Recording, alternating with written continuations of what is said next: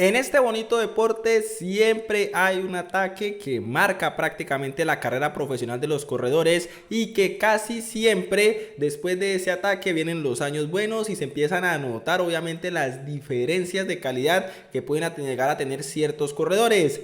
Este fue uno de los primeros ataques de Richard Carapaz que mostró que podía obviamente ganar una gran vuelta y que podía derrotar a los mejores escaladores en su momento. Así que antes de irnos con este video, como siempre recomendarles que se suscriban aquí abajo al canal, que es completamente gratis. Dejen su me gusta para seguir aumentando esta bonita comunidad y vámonos ahora sí directamente con el video.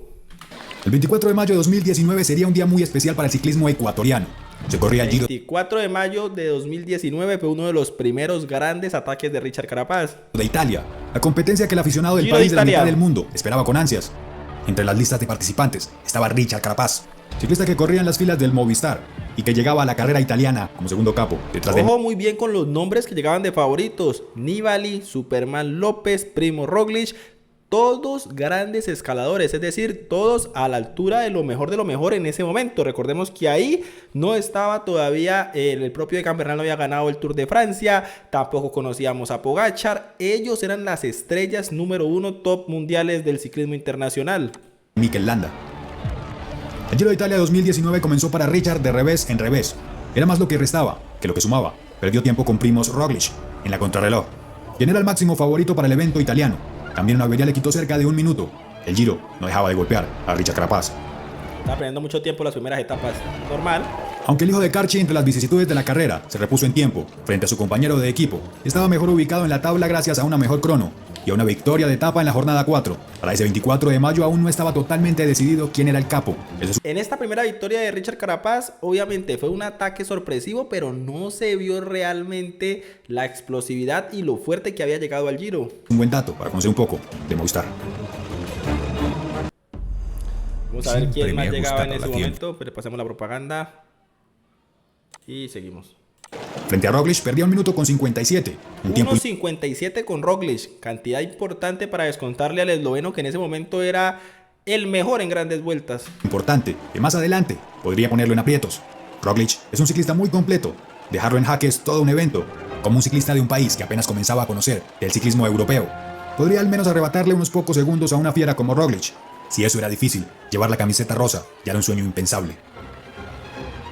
La épica jornada era de alta montaña, puertos importantes. Roglic nunca ha sido un corredor que obviamente crea afición, debido a que es un corredor que corre de manera distinta, pero siempre lo que se le tiene que dar a Roglic es que nunca está bajo del nivel. Tal vez nunca es muy superior, pero siempre está en un nivel estable, y eso de regularidad es la que lo ha llevado a ganar tantas grandes vueltas posibles. Aquellas ascensiones que toda la vida le han dado el romanticismo al Giro de Italia. Todo fue tranquilo en los primeros kilómetros. Algunos chispazos de Yates alegraron el inicio del día, hasta que llegó el penúltimo puerto, de primera categoría, imposible para un humano del común. El equipo de Primož Roglic, el Jumbo, con los ojos abiertos toda la etapa, controlando los demarrajes de los contrincantes. Roglic, concentrado en Nibali, de quien no confiaba y que miraba como su máximo rival. Carapaz. En ese momento, como les decía, top mundial, Roglic y Nibali, el esloveno cubriendo al italiano, mientras Carapaz obviamente estaba muy atrás en la general, 1.57, no había tanta prioridad por él. Atrás inquieto en la bici, comenzaba a buscar el momento perfecto. La selección la hizo el Bahrein de Nibali desde el inicio del puerto, con un durísimo ataque del italiano Vincenzo Nibali a 33 kilómetros de meta. Rápido salta Primo Roglic, vemos la cadencia de Primo Roglic, y atrás ya empezamos a ver al ecuatoriano. El pelotón, y dejó solo a los más fuertes. Damiano Caruso, más adelante puso el paso. Era el momento de más tensión de la etapa. Adelante la fuga que parecía Viterna. Atrás, un líder que no podía. Y en la mitad, los capos buscando hacerse con la malla rosa. Superman López también dijo presente ese día, con un intento a falta de 30 kilómetros, pero Caruso cerró el hueco. Nibali hizo un nuevo e infructuoso ataque también. El escualo, el más activo en el puerto, fue un tire y afloje de ataques, de golpe y golpe entre los favoritos. Ninguno de los anteriores ataques fue suficiente, todos entre el intento y el fracaso. El panorama significaba una paridad de fuerzas. Pero llegó quien tenía el papel principal, Richard Carapaz. Es que Carapaz en ese momento era demasiado explosivo. Tal vez podamos volver a recuperar ese Carapaz en la siguiente temporada, pero es que tenía una potencia en el arranque que muy pocos podían seguir. Inmediatamente abría hueco y desde atrás ni siquiera lo intentaban. Él se había defendido de todos y cada uno de los demarrajes. Faltaba el de él, sería el definitivo, el que nadie pudo aguantar. A falta de largos 27 kilómetros, el de los tres colores se fue en solitario. Ni Nibali ni Roglic le siguieron el paso. Los dos se miraban, no tenían fuerzas ni ganas de ir en búsqueda de Carapaz. Tal vez es muy joven o inexperto. Tal vez no es un rival para el Giro. Tal vez no soporte tanto. Tal vez. Carapaz se fue como cuando escalaba las cumbres de Calchi, con solvencia, respirando el poco oxígeno que queda en las altas. Acordándose de sus montañas en Ecuador, obviamente un corredor muy sorpresivo, llegaba a este Giro a poner las cosas sobre la mesa y a mostrar que tenía muchísima potencia. Montañas, la sangría comienza a hacerse doble. Atrás, Nibali y Roglic no se entienden bien, no saben quién debe ponerse a defender. El ataque es brutal. Carapaz, en un solo de pavimento y en subida, comenzó a sumar segundos. Coronó el puerto con 33 segundos de ventaja. Los vestigios de la fuga ya no existían. Era la bici, el viento y él, al menos, ya olía a etapa. Estaba sacándoles mucha diferencia. El descenso fue una locura total. Carapaz lo hizo con mucha habilidad. Mientras atrás, uno de los que mejor sabe bajar, en el pelotón, encabeza la casa, Vincenzo Nibali.